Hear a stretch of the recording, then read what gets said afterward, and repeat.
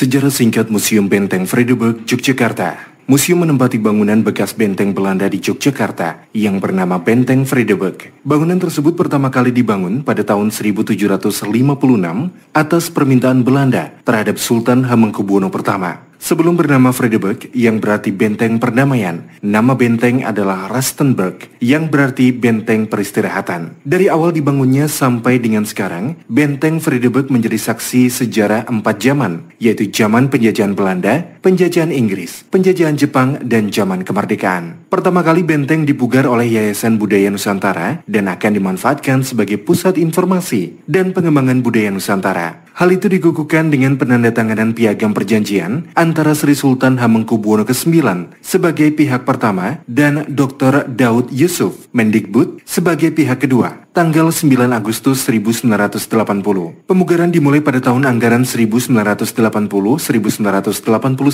Benteng Vredenburg Yogyakarta ditetapkan sebagai Benda Cagar Budaya atau BCB berdasarkan ketetapan Menteri Pendidikan dan Kebudayaan RI nomor 0224-U-1981 tanggal 15 Juli 1981. Berdasarkan petunjuk dan pengarahan Menteri Pendidikan dan Kebudayaan waktu itu Profesor Dr. Nugroho Noto Susanto, pada tanggal 5 November 1984, arah pemugaran benteng lebih diperjelas, yaitu sebagai museum perjuangan nasional yang khas dan tidak ada duanya di Indonesia. Sesuai dengan piagam perjanjian serta surat Sri Sultan Hamengkubuwono IX nomor 359-HB-85 tanggal 16 April 1985 disebutkan bahwa perubahan-perubahan tata ruang bagi gedung-gedung di dalam komplek Benteng Vredenburg diizinkan sesuai dengan kebutuhan sebagai sebuah museum. Pada tanggal 11 Maret 1987, museum mulai dapat dikunjungi oleh masyarakat. Selanjutnya, berdasarkan keputusan Menteri Pendidikan dan Kebudayaan RI nomor 0475-0-1992 tanggal 23 November 1992, Museum Bekas Benteng Vredenburg Yogyakarta menjadi UPT atau Unit Pelaksana Teknis di lingkungan Direktorat Jenderal Kebudayaan Departemen Pendidikan dan Kebudayaan Republik Indonesia dengan nama Museum Benteng Vredenburg Yogyakarta dengan nama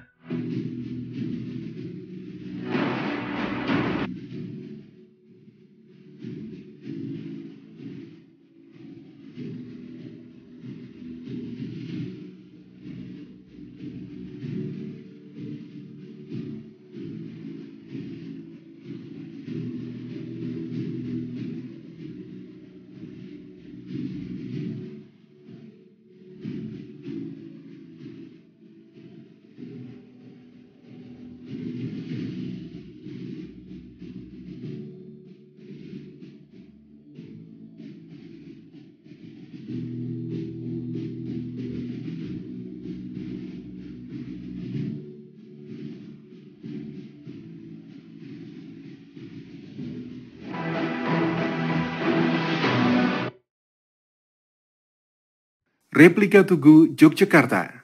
Semula dikenal dengan nama Golo Gilig yang didirikan oleh Sultan Hamengkubuwono I pada tahun 1756.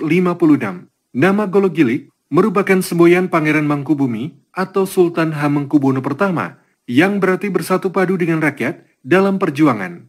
Tugu tersusun dari batu bata setinggi 25 meter dengan badan berbentuk silinder dan puncaknya bulat seperti bola. Semula Tugu berfungsi sebagai tugu pemandangan pada saat Sri Sultan duduk di bangsal Manguntur Tangkil dan sebagai petunjuk bagi masyarakat yang akan menghadap Sultan. Tugu roboh dan patah menjadi 3 bagian ketika Yogyakarta terjadi gempa bumi hebat pada hari Senin Wage, tanggal 10 Juni 1867. Pada tahun 1889, pemerintah Belanda membangun kembali Tugu dalam bentuknya seperti sekarang. Pada keempat sisi Tugu, terdapat prasasti yang ditulis dalam huruf Jawa. Dalam huruf Latin, prasasti tersebut dapat dibaca sebagai berikut. Prasasti sisi sebelah utara. Pakarjaniro Sinembahan Pepati Dalem, Kanjeng Raden Adipati Danurejo, ingkang kaping gangsal. Kaundangaken dening Tuan JWE van Brussel, Absiter Waterstad. Pekerjaan yang diundangkan oleh Pepati Dalem Kanjeng Raden Adipati Danurejo V dipimpin oleh Tuan JWE van Brussel, Absiter Pekerjaan Umum. Prasasti sisi sebelah timur, ingkang mangayu bagyo, Karso dalam Kanjeng Tuan Residen J. Mullemeister dengan persetujuan Residen J. Mullemeister, Prasasti Sisi Sebelah Selatan, Hamengkubuwono ke-7, dan Chandra Sengkala Wiworo Harjo Manggolo Projo 1819, gerbang kesejahteraan yang dipersembahkan atau didirikan untuk pimpinan Projo. Prasasti Sisi Sebelah Barat, Yayasan dalam ingkang sinuwun Kanjeng Sultan Hamengkubuwono ingkang kaping pitu, dibangun oleh Yang Mulia Kanjeng Sultan Hamengkubuwono ke-7.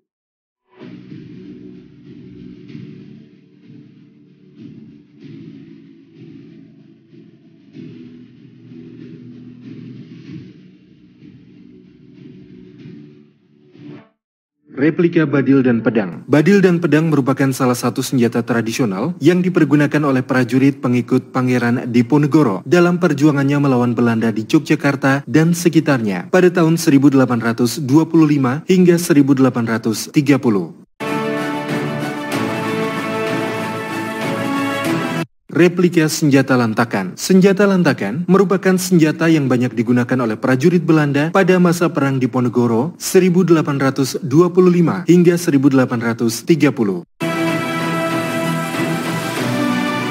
Diorama ini menampilkan Pangeran Diponegoro menyusun strategi perlawanan terhadap Belanda di Gua Selarong yang berlokasi di Dusun Kembang Putihan, Desa Guosari, Kecamatan Pajangan, Bantul pada bulan Juli 1830. Pada tanggal 20 Juli 1825, Belanda berhasil mengapung kediaman Pangeran Diponegoro di Tegalrejo. Pangeran Diponegoro dan pengikutnya meloloskan diri mundur ke Dekso, dilanjut ke Selarong. Di Selarong, Pangeran Diponegoro bermarkas sejak 21 Juli hingga 9 Oktober 1925. Akhir Juli 1825, di Selarong berkumpul bangsawan Yogyakarta, antara lain Pangeran Mangkubumi, Pangeran Adinegara, Pangeran Panular, Adi Winata Suryadipura, Blitar, Kiai Mojo, Pangeran Rangga, Ngabehi Mangunharjo, dan Pangeran Surenglaga. Mereka siap bertempur membantu Pangeran Diponegoro dalam melawan Belanda.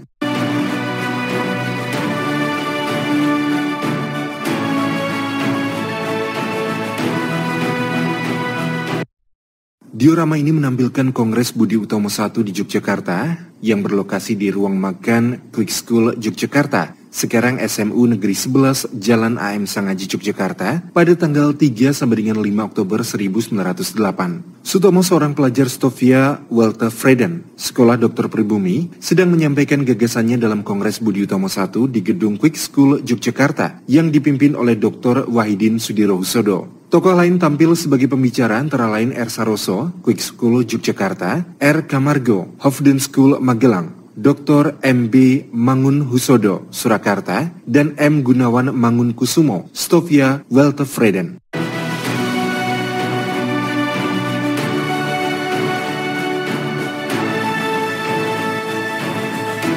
Dokumen pribadi Dr. Sutomo. Pada tanggal 20 Mei 1908, atas prakarsa Dr. Wahidin Sudirohusodo dan Dr. Sutomo, berdirilah organisasi Budi Utomo. Peristiwa ini merupakan babak baru dari bentuk perjuangan berorganisasi bagi bangsa Indonesia. Budi Utomo merupakan modal perjuangan yang mampu membangunkan dan membangkitkan semangat kebangsaan. Diawali dengan Budi Utomo inilah, kemudian lahir organisasi-organisasi perjuangan berikutnya yang mencerminkan pergerakan rakyat Indonesia untuk melepaskan diri dari cengkraman penjajah asing dan berdiri sebagai negara yang merdeka sejajar dengan negara-negara lain. Dokumen-dokumen ini merupakan bukti kiprah Dr. Sutomo dalam perjuangannya membangkitkan semangat kebangsaan rakyat Indonesia melalui jalur pendidikan.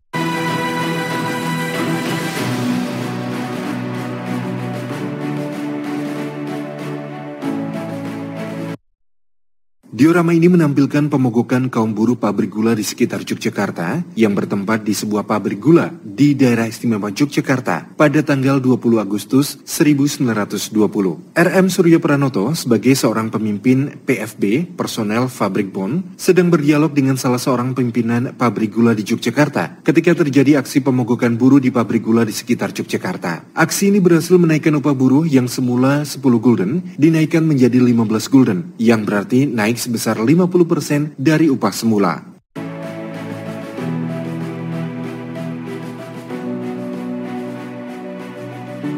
Trilogi Kepemimpinan Taman Siswa. Trilogi Kepemimpinan Taman Siswa. 1. Ing Ngarso Sungtulodo. 2. Ing Madyo Mangunkarso. 3. Tutwuri Handayani.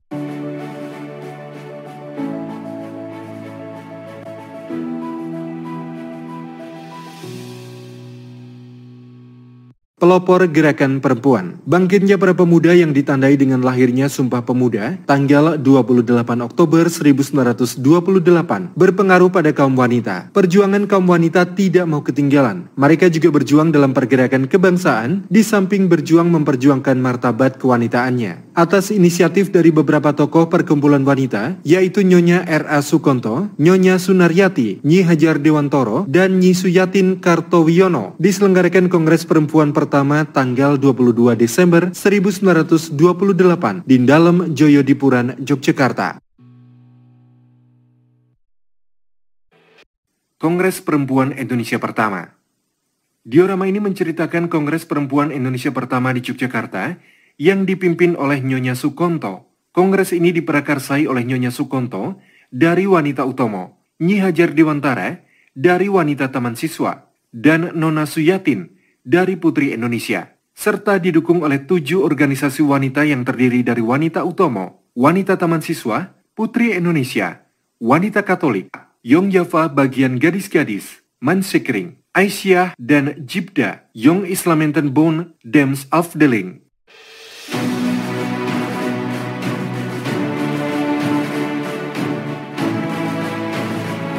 Replika 2J Wanita Taman Siswa. Organisasi Wanita Taman Siswa menjadi titik penting dalam kesadaran nasional. Awal tahun 1900-an, kaum wanita di Indonesia belum mendapat pendidikan dan kesetaraan hak dibanding kaum laki-laki. Diawali munculnya Putri Mardika, organisasi wanita di Jakarta tahun 1912.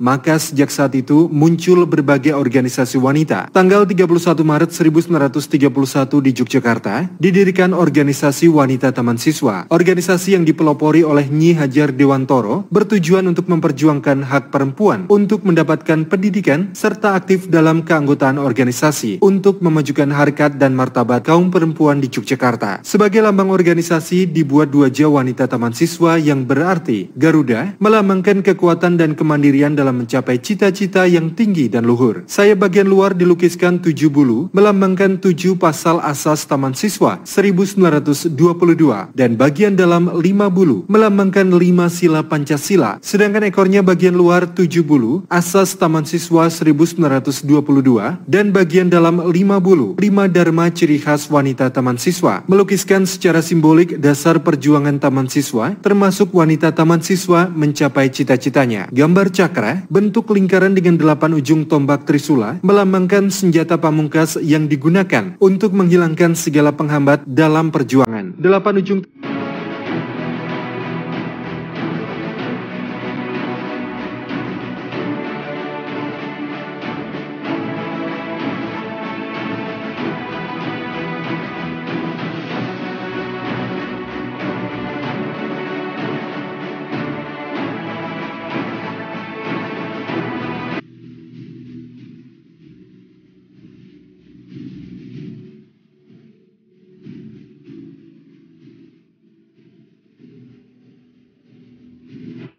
replika baju goni. Penderitaan masa pendudukan Jepang mengakibatkan kesengsaraan dan kesulitan bagi rakyat dalam hal sandang dan pangan. Kelaparan dan penyakit banyak menimpa rakyat. Kelangkaan kain menyebabkan rami menjadi bahan pakaian dan baju goni menjadi pakaian pantas pakai pada waktu itu.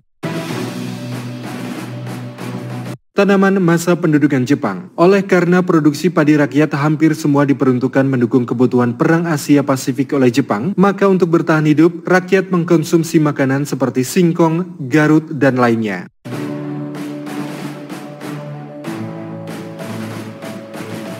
Suito, tempat minum yang terbuat dari tempurung kelapa yang sering dipakai oleh prajurit peta pada masa pendudukan Jepang. Hango, tempat nasi yang terbuat dari anyaman bambu yang merupakan besek yang dilengkapi dengan sumpit. Perlengkapan ini menjadi perlengkapan makan prajurit peta atau pembela tanah air pada masa pendudukan Jepang. Patung replika pasukan Jepang.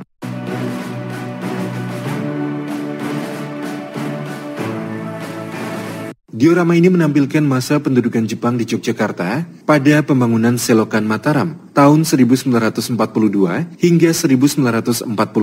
Pada masa pendudukan Jepang di Indonesia, pengerahan tenaga kerja Romusa seringkali disalurkan keluar Jawa untuk proyek pembangunan yang bertujuan untuk kepentingan kemenangan perang bagi Jepang. Agar pengerahan tenaga Romusa Yogyakarta tidak disalurkan keluar Jawa, Sri Sultan Hamengkubuwono ke-9 mengusulkan pembangunan Selokan Mataram yang menghubungkan Sungai Progo dengan Sungai Opa. Pembangunan yang dimulai pada tahun 1944 ini berhasil menyelamatkan dan mengurangi penderitaan dan korban jiwa akibat pengerahan Romusa.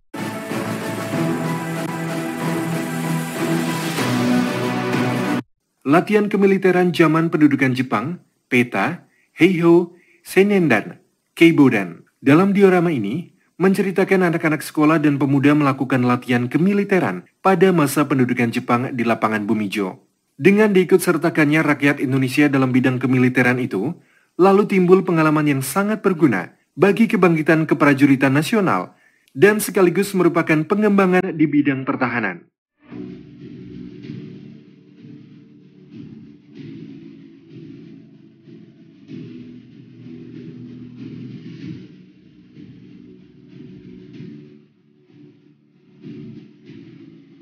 Diorama ini adalah penobatan Sri Sultan Hamengkubuwono ke-9 di Bangsal Manguntur Tangkil, Siti Hinggil Keraton Kasultanan Yogyakarta, 18 Maret 1940. Sri Sultan Hamengkubuwono ke-9 didampingi Gubernur Dr. Lucien Adang saat dinobatkan sebagai Sultan di Kasultanan Yogyakarta. Pada pukul 11 waktu Indonesia Barat, GRM Dorojatun terlebih dahulu dinobatkan sebagai putra mahkota dengan gelar Pangeran Adipati Anom Hamengkunegoro Sudibyo Rojo Putro Narendra Mataram. 5 menit kemudian, dinobatkan menjadi Sultan dengan gelar Sampaian Dalam Ingkang Sinuwun, Kanjeng Sultan Hamengkubuwono, Senopati Ing Alogo, Ngabdurrahman Sayyidin Panotogomo Kalifatullah Kaping Songo. Replika Lambang Pakualaman. Lambang Kadipaten Pakualaman tampak lebih mendekati bentuk lambang Keraton Kasultanan Yogyakarta dengan elemen utama berupa mahkota dan sayap yang terbentang di sisi kanan dan kiri. Replika Hobo 10. Saat ini Sri Sultan Hamengkubuwono ke-10 masih menggunakan lambang Prabacina dengan sedikit perubahan. Perubahan yang amat mencolok yaitu adanya angka Jawa di bawah tulisan Jawa Hobo yang berarti 10. Selain itu juga jumlah bulu pada bagian sayap yang berjumlah 10 buah. Hal ini melambangkan Sri Sultan Hamengkubuwono ke-10 yang bertahta saat ini. Secara keseluruhan, lambang yang digunakan masih sama. Songkok di bagian atas adalah tutup kepala khas prajurit Mataram yang menjadi simbol kegagah beranian. Sepasang sayap berarti kekuatan yang seimbang, serta warna emas yang berarti keluhuran, dan warna merah melambangkan keberanian.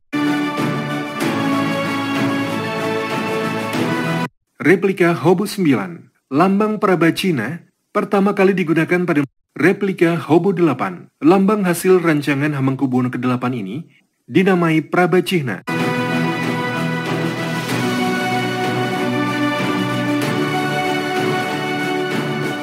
Ini merupakan gambaran pembacaan proklamasi kemerdekaan Indonesia oleh Soekarno-Hatta.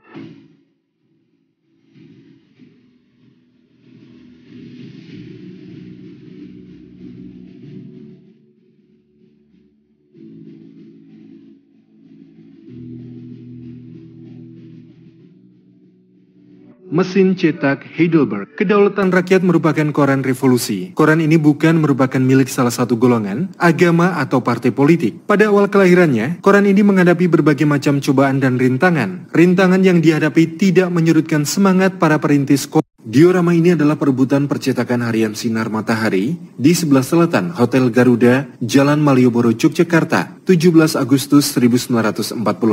Perebutan percetakan harian Sinar Matahari di bawah pimpinan Samawi dan Sumantara dibantu oleh para pekerja harian Sinar Matahari yang berjiwa nasionalis seperti Bramono, Mulyono, Supriyo Joyo Supatmo, Jumadi, Burhan, Muhammad Nur, Drio Dipuro, serta para pemuda pelajar. Selanjutnya bekas percetakan tersebut digunakan oleh Samawi dan teman-teman untuk menerbitkan koran baru tanggal 27 September 1945 dengan nama Kedaulatan Rakyat.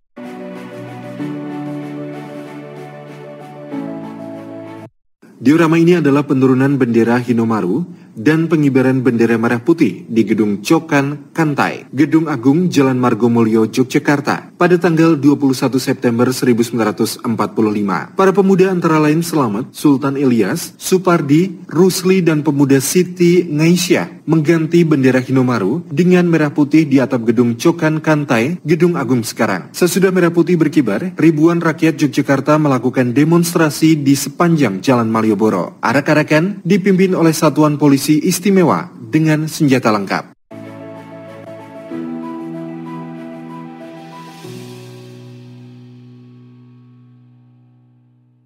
Ini adalah diorama pengeboman Balai Mataram, Gedung RRI dan Sono Budoyo oleh Sekutu. Bertempat di Balai Mataram, Seni Sono sekarang, Jalan Margomulyo, Yogyakarta pada tanggal 25 dan 27 November 1945.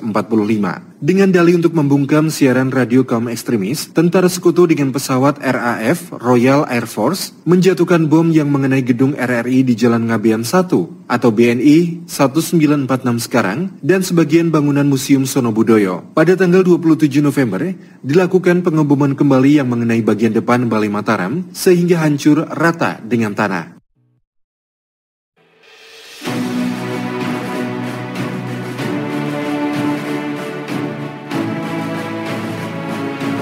Ibu Fatmawati, penjahit bendera pusaka merah putih. Bendera pusaka dijahit oleh istri Soekarno yaitu Fatmawati. Desain bendera dibuat berdasarkan bendera Majapahit pada abad ke-13 yang terdiri dari 9 garis berwarna merah dan putih tersusun secara bergantian. Bendera pusaka terdiri dari 2 warna, merah di atas dan putih di bawah dengan rasio 2:3. Warna merah melambangkan keberanian, sementara warna putih melambangkan kesucian. Bendera pusaka pertama dinaikkan pada saat pembacaan Proklamasi Kemerdekaan Indonesia tanggal 17 Agustus 1945 di Jalan Pegangsaan Timur nomor 56 Jakarta. Bendera dinaikkan pada tiang bambu oleh pengibar bendera yang dipimpin oleh Kapten Latif Hendraningrat. Setelah dinaikkan, lagu Indonesia Raya kemudian dinyanyikan secara bersama-sama.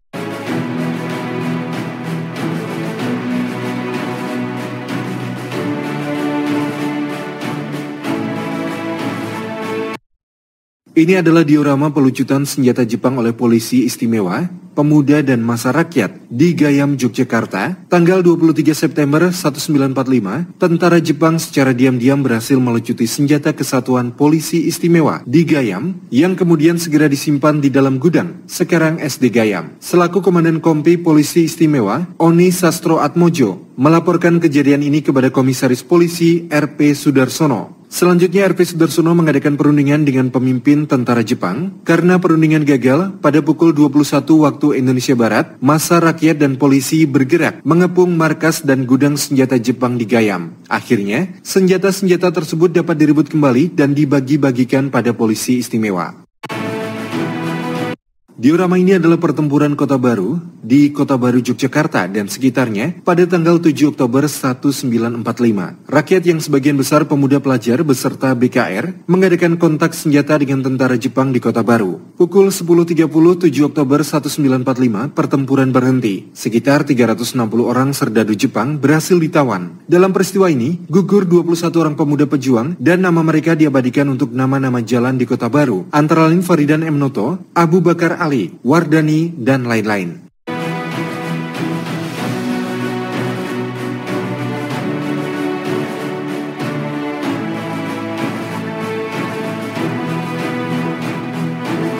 Mata uang Jepang. Pada masa pendudukan Jepang di Indonesia, tanggal 8 Maret 1942, pemerintah Jepang mengadakan berbagai macam perubahan, termasuk mata uang sebagai alat pembayaran yang sah. Pada masa itu, hanya mata uang Jepang yang dinyatakan berlaku sebagai alat pembayaran yang sah. Ada 3 macam mata uang pada masa pendudukan Jepang, yaitu The Japansei Reijirin, emisi 1942 kode S dengan satuan golden, pemerintah Dai Nippon, emisi 1943, dan Dai Nippon Teikoku Seihu, emisi 1943.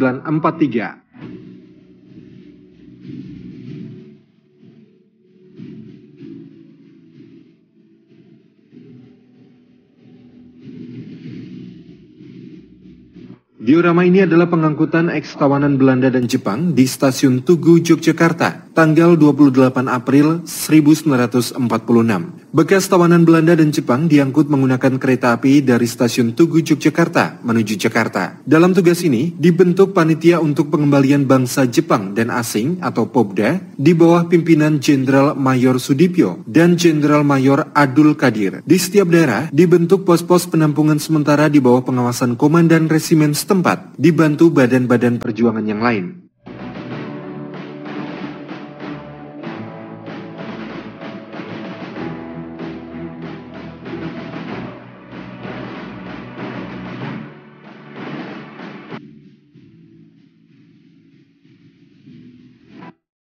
Misi pengeboman pertama penerbang Indonesia.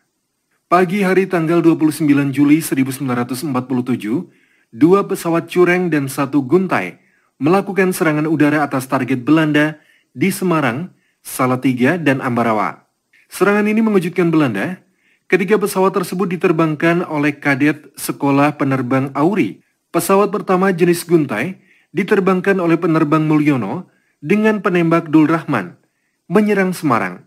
Pesawat kedua jenis Cureng diterbangkan oleh penerbang Sutarjo Sigit dengan penembak Sutarjo menyerang Salatiga. Pesawat ketiga jenis Cureng diterbangkan oleh penerbang Suharnoko Harbani dengan penembak Kaput menyerang Ambarawa. Meski menghadapi kesulitan teknis karena primitifnya sarana pelepasan bom, misi bisa dikerjakan dengan baik. Bahkan Sutarjo Sigit menjatuhkan bom bakar dengan menggunakan kedua tangan. Untuk menghindari sergapan pesawat pemburu Belanda P-40 Kitty Hawk, Curtis, ketiga penerbang terbang rendah di atas puncak-puncak pohon. Setelah mendarat menyelesaikan misinya, ketiga pesawat tersebut segera disembunyikan. Aksi ketiga penerbang Auri ini merupakan operasi udara pertama dalam sejarah Republik Indonesia melawan agresor. Aksi ini sekaligus juga sebagai aksi balasan terhadap Belanda yang sejak tanggal 21 Juli 1947 terus menyerbu Republik Indonesia.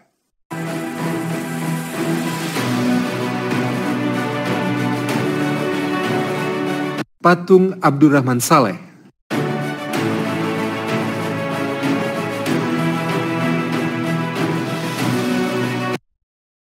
Jenderal Urip Sumoharjo, aneh, negara sonder tentara. Kalimat terkenal ini diucapkan oleh Jenderal Urip Sumoharjo, Kepala Staf Umum Tentara Nasional Indonesia pertama pada masa Revolusi Nasional Indonesia. Jenderal Urip Sumoharjo mempelopori pembentukan Militer Akademi di Yogyakarta, sebuah lembaga tempat mencetak para perwira tentara yang profesional. Meja MA Militer Akademi. Sejarah Akademi Militer bermula dari didirikannya Militer Akademi atau MA, Militer Akademi atau MA Yogyakarta pada tanggal 31 Oktober 1945 atas perintah Kepala Staf Umum Tentara Keamanan Rakyat, Letnan Jenderal TNI Urip Sumoharjo.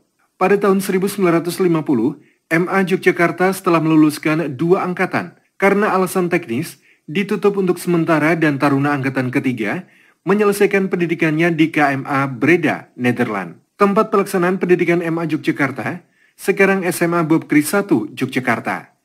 Di gedung inilah dididik para siswa Militer Akademi dan sekolah kader. Meja siswa ini merupakan meja yang dipergunakan oleh siswa Militer Akademi Yogyakarta.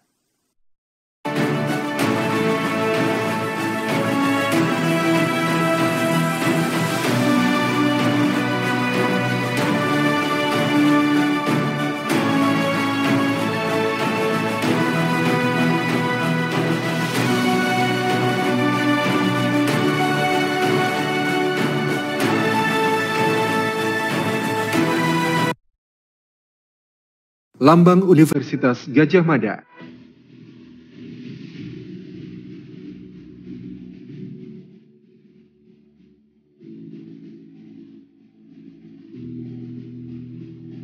Baju dan toga milik Profesor Dr. Sarjito MD MPH.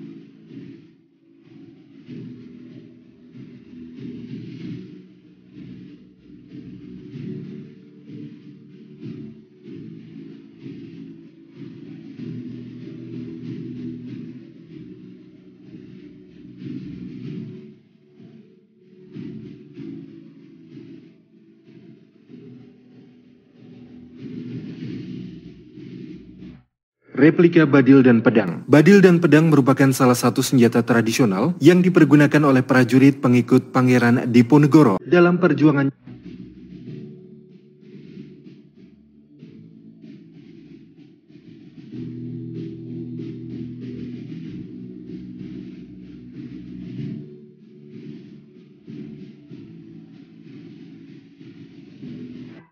Jenderal Sudirman adalah tokoh pejuang kemerdekaan Indonesia. Lahir pada tanggal 24 Januari 1916 di Bodas, Karangjati, Purbalingga, Jawa Tengah. Setelah tamat HIS atau Holland Insolent School, melanjutkan pendidikan ke Taman Dewasa, Taman Siswa, dan kemudian memasuki Sekolah Guru Muhammadiyah, tetapi tidak tamat.